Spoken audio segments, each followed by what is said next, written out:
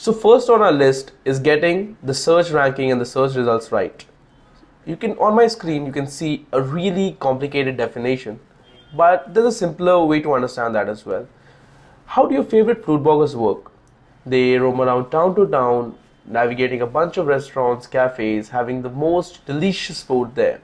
And then they make their recommendations based on what they have liked. Well, not fairly alike, but this is how the crawls on the website works. Crawls are nothing but algorithms that crawl through different websites, navigate through a bunch of pages, results, and then bring out the best result for you.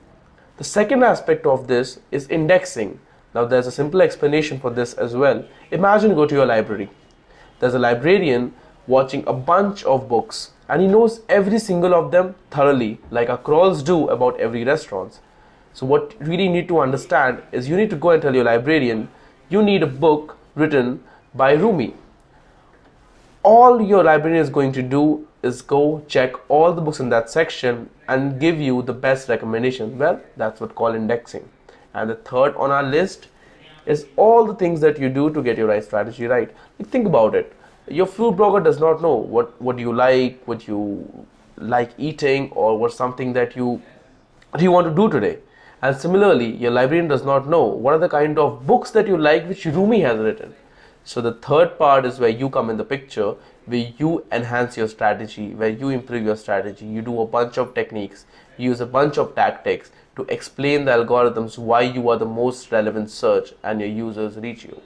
Well, there's a simpler explanation, and there is a tool that is widely used around in the industry that is called the Amazon Alexa to do the keyword research, to run a comp analysis, to see your site's traffic, to see where your traffic is coming from. What are the relevant keywords? What are the relevant scores? What are the overlap scores? The entire audience mapping.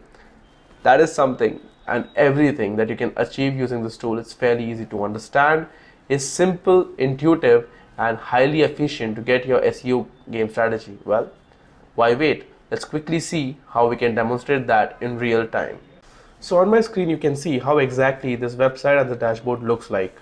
You can see your content strategy, you can map your audiences, you can get your SEO strategy right, you can also get your competitors. But as of now, we are only concerned about getting the SEO game right. So let's pick up a site which will actually help us quickly demonstrate what and really how it functions. Well, what's better than a site that almost half our population visits on a day-to-day basis? Well, the brand recently was also in limelight with its recent launching of IPO in the segment. Well, you know what I'm talking about. It's the Nykaa, the first e-commerce portal purely into the beauty segment in India, the brand that upped its SEO game, that e-commerce game right into the category. So let's quickly see what Nykaa is doing when it comes to its SEO strategy and what we can learn and use the same thing in getting our approach right. You can see right over here, I can search a site or any topic while wanting to understand a right SEO approach. I'm quickly searching for Nykaa, and while I do that, I'll have this page that gives me an entire analysis of the site and everything I need to know when it comes to getting the SEO strategy right for any brand. Well, when it comes to keywords, when it comes to comparison metrics, when it comes to audience overlap scores, there's not a single thing that you won't find on this particular portal. Now, coming to the first part, what do we mean by keywords? Keywords are nothing but the right and the relevant terminologies, the right words, and the right content that you're using to improve your site's game, be it some of the right pictures or words or optimized content that is there on your website, right? Rather than writing something like a brand's name followed by the attire followed by the price, you can quickly write clothes for men, t-shirt for women. These are the keywords that actually help you improve the search ranking, because a real-time example would be you yourself while you're searching. You don't necessarily and essentially search by a brand's name or search by the product. Use type stuff like clothing for men, typography, t-shirts for women. It just goes that way. So you need to understand an audience persona, a user's mindset before planning the right keyword strategy. Now there are a couple of terms that we need to know when to get the keyword strategy right. One that you don't see on my screen right now, which is primarily a really important one, is keyword volume. What do I mean by that? Let's say I pick up a keyword that says Indian architects. What is the volume of this keyword? That means per week, per month, or on any given point in time, what is the average number of clicks of people at that particular keyword? That's what we mean by create keyword volume. And anything and everything above 100k is considered to be a good and optimized keyword with a decent amount of volume. Keyword gaps. Keyword gaps means the gaps that you can fill to up your site game. Right on my screen you can see there are total 103k keywords that Nika has been using to up its site's game, but there are 57.6k keyword opportunities that Nika can still cover. There are 22k keywords that Nika can improve and better themselves to improve their engagement, and there are 17.2 which are called the buyer keywords. Now a little on buyer keywords, like there are certain things that you share with a lot of people, right? That's similar thing on the internet. There are a bunch of e-commerce portals. There is Nykaa, there is Myntra. Then we have a couple of international players like MAC Cosmetics and many. So pretty much it's obvious that people will be sharing keywords like latest shades, colors, and a bunch of things that are common between people. So there is something called bidding, which means you bid on a keyword, you put money on your keyword, and you up your game to get the search results optimized and in your favor. And easy to rank keywords are just those keywords that help you improve the site's game quickly and easily. If I quickly see what are the keyword opportunities, you can see there is a white mask, there is hashtag 72415, you can see earrings, you can see shoes. So, but nowhere you would see a relevant keyword that you can find when it comes to understanding the right thing. This clearly and essentially means you need to understand your user right when it comes to coming up with the right keyword strategy. We can also see over here a couple of competitors like Nika Fashion, Purple. Then there are shopping online, shoes for men, indie, ethnic wear for women, Forever 21. All these keywords, and all we can see over here is the keyword volumes, the average search traffic on each keyword, and the competitor metrics. Well, that's what we clearly mean about the keyword opportunities.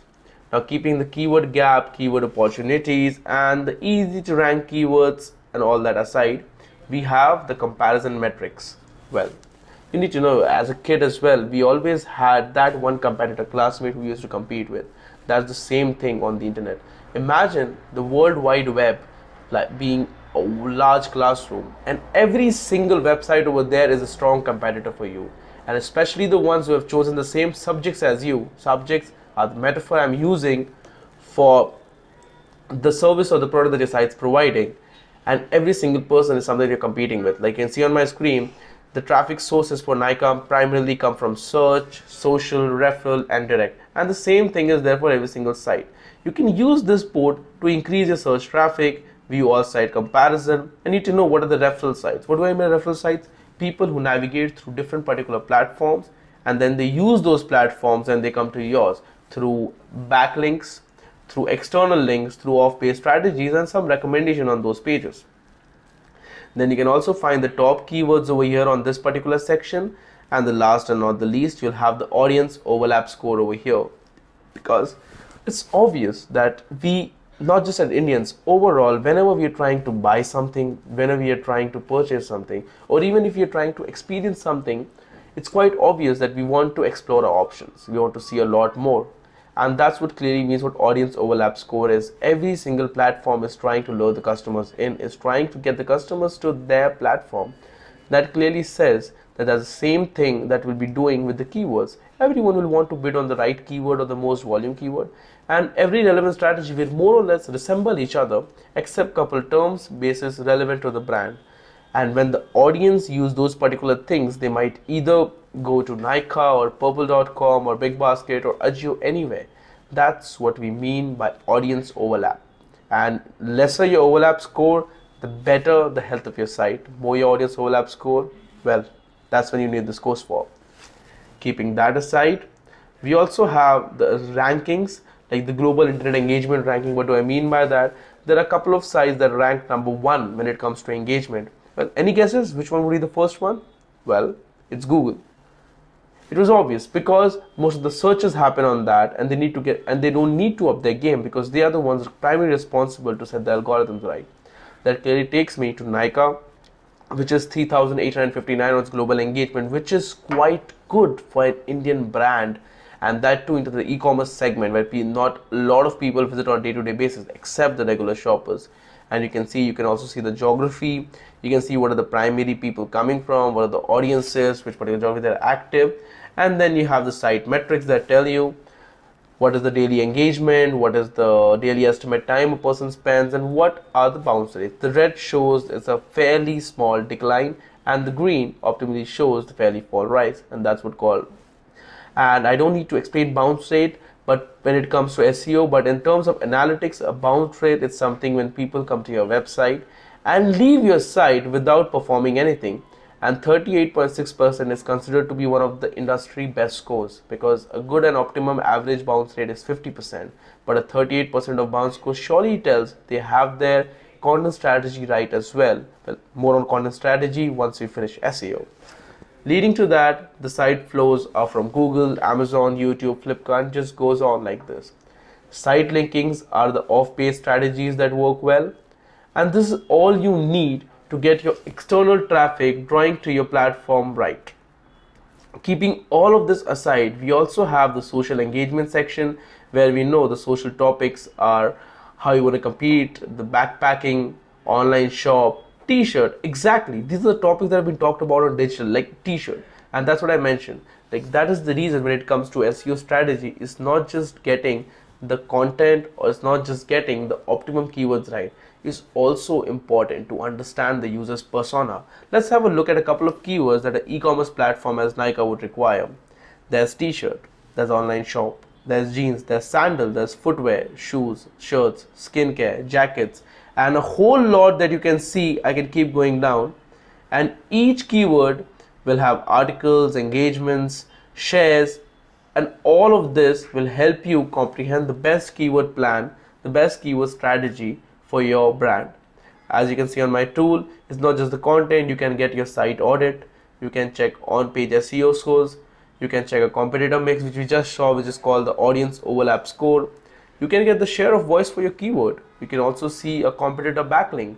Backlinks are nothing but the external links that help people navigate to your site. We also have the audience overlap tool, audience interest tool, and a bunch of things to map your competitors. Well, as it says, you can look at a bunch of sites, you can navigate a bunch of topics. Let's quickly search if you want to search online learning as a topic. And that will lead me to a site that will tell us one of the most final search topics. The related topics are blended learning, remote teaching, remote learning, online education.